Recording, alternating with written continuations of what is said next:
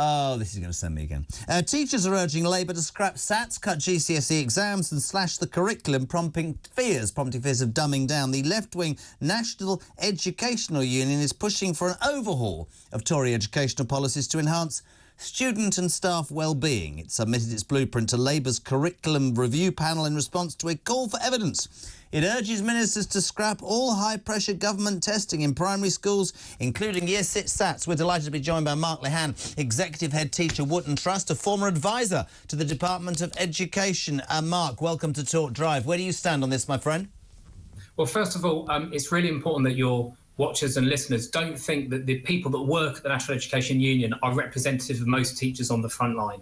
That's really important. The NEU is run by a bunch of people that have, perfectly valid views, but they're not where most teachers are. And the kind of stuff that they're pushing for is frankly based on a lot of myths, OK? There's this myth that kids in England are over-tested. They're the most tested kids in the world. It's just not true. I'll tell you when they were the most tested kids in the world. It was under the previous Labour government before 2010, when there were loads and loads of tests that children had to do. There were modular GCSEs.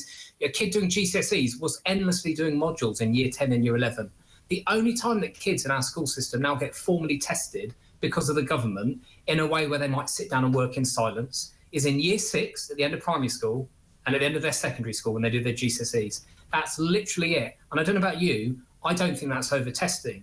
There are other checks that we do that are really important. There's the phonics check to check if kids are learning to read properly. Absolutely. At the end of Year 1. But I've got 4 daughters of my own that have been through the school system. They didn't even know when they were doing the phonics check because the teachers were brilliant and it felt like a game that they were doing. And there's now actually a times table check as well at the end of Year 4, which again, most schools do brilliantly. It's like a game that they do with the kids. So there's this myth that kids are over-tested and they're getting stressed. If kids are getting stressed, I'm afraid it's not the tests, it's the adults in their life. It's the mums and dads and it's the teachers around them. So the onus is on us as the adults to not put the kids under pressure. The left-wing National Education Union, the NEU, says is not representative of those on the front line, and it's exhilarating and refreshing to hear that, because the teaching profession takes a bit of a battering from people when they hear stuff from left-wing unions who are trying to... I mean, the old joke is you get 17 weeks holiday. I have to tell you, my son is doing GCSEs this year. It's a difficult thing for him. Teachers have been amazing. My youngest son is just, in reception, and some of the work they're doing is absolutely incredible. But...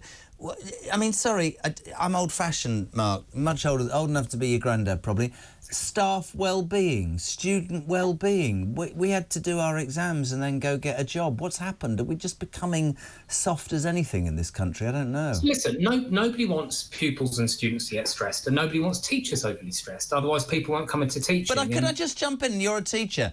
This obsession, we were talking earlier about how many people are, quite rightly, we should as a society support people who've got mental illness or disability, but nowadays you can go, I'm feeling anxious, I need a month off.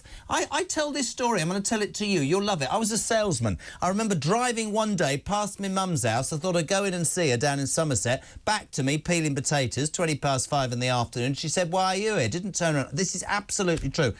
I said, I've had a terrible week. I think I'm quite stressed. Without turning around, she taught me something that I will repeat until I die. She said, stress? I'll tell you what stress is, doing your homework in an air raid shelter in the Second World War. Get back to sodding work. And it's I nowadays want to say, hold on a minute, is being stressed or being anxious becoming an excuse, Mark? And actually, we should toughen up a little bit. At school, at work, anywhere, really.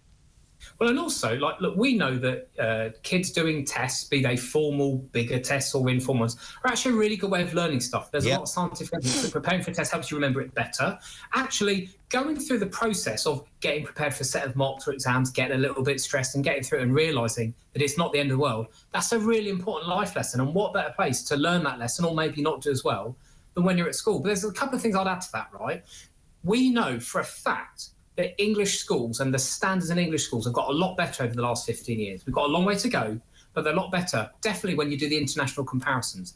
And one of the reasons why they're better is because we've had fewer but better tests. What the NEU are pushing for is a kind of disastrous thing that kids experienced during COVID. Apparently the NEU are asking for multimodal assessment, whatever that means. What it basically means is they want more coursework. They want more modular tests. Been there, done that. I started teaching 21 years ago when we had all those sorts of things. There was a really good reason why we got rid of them, right? One, they are much more open to cheating.